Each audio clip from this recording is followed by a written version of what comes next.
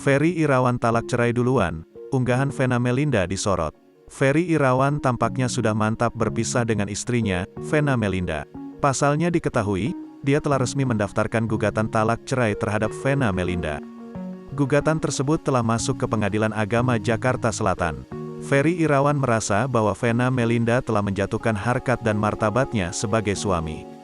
Hal itu diungkap langsung oleh tim kuasa hukum Ferry Irawan baru-baru ini. Bahwa permohonan itu, Mbak Vena Melinda yang kami duga telah menjatuhkan harkat dan martabat Mas Ferry Irawan selaku suaminya, ungkap Chairul Imam. Chairul Imam juga menyebut jika selama ini Vena Melinda sengaja menggiring opini publik agar nama kliennya buruk di mata masyarakat. Nantinya kami akan buktikan di dalam persidangan bahwa apa yang diungkapkan Mbak Vena Melinda maupun kuasa hukumnya adalah rangkaian untuk menggiring opini, tambahnya. Padahal menurutnya, Ferry Irawan sudah menjalankan kewajiban sebagai seorang suami dengan baik.